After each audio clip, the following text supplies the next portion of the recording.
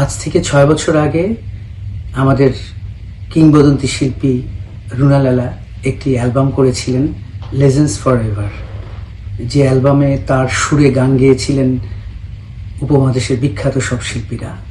সেখানে ছিলেন আশা ভোসলে, রাহাত ফাতে আলী খান, আদনান সামি, হরিহরন। আমার সৌভাগ্য হয়েছিল সেই অ্যালবামে 3টি গান লেখার, মানে আমি রুনা লালার সুরে 3টি গান লিখেছিলাম সেই অ্যালবামে। এবং এটা আমার জীবনের বলবো যে একটি দুর্লভ স্মরণীয় ঘটনাও বটে, যে সেই অ্যালবামে আমার লেখা গান গেয়েছিলেন আশা ভোসলে, রাহাত ফাতে আলী খান এবং রুনা লালা নিজেই গিয়েছিলেন। যাই হোক, আজ আমরা সবাই জানি যে আমাদের সঙ্গীতের আকাশ থেকে খসে পড়েছে একটি উজ্জ্বল নক্ষত্র, আশা ভোসলে। তিনি আজ চলে গেছেন। আমার আজকে যখন এই খবরটা পেলাম তখন থেকেই মনটা খুব বিষাদে ভরে গেল।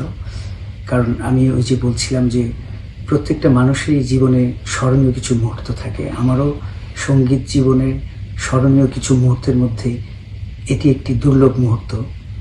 সেটি আশা ভোসলে আমার যে গানটি গেয়েছিলেন সেই ঘটনাটাই আমি বলবো যে আমার একটি দুর্লভ সময় এবং দুর্লভ মুহূর্ত। আমি রুনা লালা একদিন আমাকে ফোন করে বললেন যে বাসায় আসতে পারবে সন্ধ্যায়? আমি বললাম যে জি পারবো। তো কেন তিনি আর বলেননি। বাসায় যাওয়ার পরে তিনি বললেন যে একটি গান লিখতে হবে, আমি সুর করে রেখেছি, তুমি সুরের উপর লিখবে। তো এর আগে রুনা লালার সুরে আমি গান লিখেছিলাম এবং সেই গানটি তিনি নিজে গেয়েছিলেন। তা আমি ভাবলাম হয়তো তারই গান হবে, কিন্তু তিনি আমাকে এরপরে যেটা বললেন, আমি তো নাম শুনেই আমার গুজবাম হতে লাগলো। কারণ তিনি বললেন যে এই গানটি গাইবেন আশা ভোসলে, আমাদের ধরাছোঁয়ার বাইরে যে শিল্পী, আমাদের স্বপ্নে এবং ঘোরে যে শিল্পী, যার গান শুনে শুনে বড় হয়েছি, সেই কিংবদন্তি শিল্পী আশা ভোসলে আমার গান গাইবেন। কেমন যেন একটা ঘোরের মধ্যেই চলে গেলাম। যাই হোক, তারপর আমি সুরের উপর তখনই গানটা লিখে দিই এবং রুনা লালাকে বলি যে আপা, আমি কিন্তু এই গানের রেকর্ডিংয়ের সময় আমি উপস্থিত থাকতে চাই। তারপর দিনক্ষণ ঠিক হলো এবং আমি সেই গানের রেকর্ডিং যেদিন হবে 31 অক্টোবর, আমি 30 অক্টোবর ঢাকা থেকে রাতের ফ্লাইটে কলকাতা গেলাম। কলকাতা থেকে ভোরের ফ্লাইটে গেলাম মুম্বাই। মুম্বাই থেকে আমি সোজা স্টুডিওতে, এজ এ ভার্সন স্টুডিও, সেই স্টুডিওতে গেলাম এবং সেখানে অপেক্ষা। তারপর রুনা লালা, আলমগীর ভাই সেদিন গিয়েছিলেন, তারা এলেন। তারপর আমরা সবাই অপেক্ষা করছি। এরপর কিছুক্ষণ পর আশা ভোসলে এলেন। স্বপ্নের মানুষ, চোখের সামনে, সঙ্গীত জুড়েই যার পদচারণা। আমি আশা ভোসলেকে পা ছুঁয়ে সালাম করলাম। রুনা লালা বললেন, আশা ভোসলেকে বললেন যে ও সুদূর বাংলাদেশ থেকে এসেছে আপনার সঙ্গে দেখা করতে এবং যে গানটি আপনি আজ গাইবেন এই গানটি ওরই লেখা।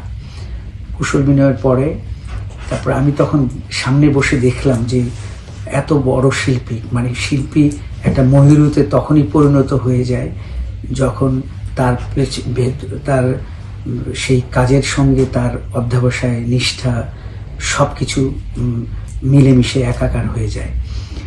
তেমনই একজন শিল্পী তিনি। কারণ তিনি সেই রুনা আপাকে বলছিলেন যে চলো গানটা আরেকবার তুলে নেই, এবং বললেন যে সেই সকালেই ভোরবেলা উঠে তিনি রেওয়াজ করেছেন এবং বললেন যে তুমি কি খতরনাক সুর করলে, গানটা আবার তুলে দাও।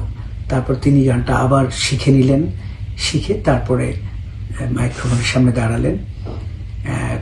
তার আগে আমি সুযোগ বুঝে আমার নিজের হাতে লিখে বাংলায় পুরো গানটা লিখলাম। আপাকে, দিদিকে বললাম দিদি একটা অটোগ্রাফ। তারপর আমাকে সুন্দর অটোগ্রাফ দিলেন। তারপরে আমার সঙ্গে ছবি তুললেন। আমার মাথায় হাত রাখলেন, আশীর্বাদের হাত।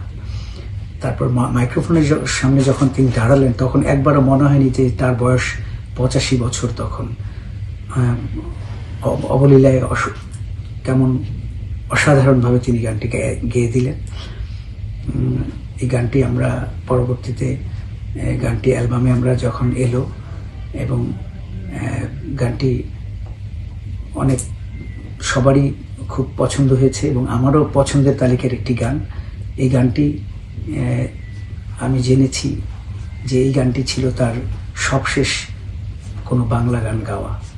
আজ আশা ভোসলে নেই, আমি শ্রদ্ধায় স্মরণে তাকে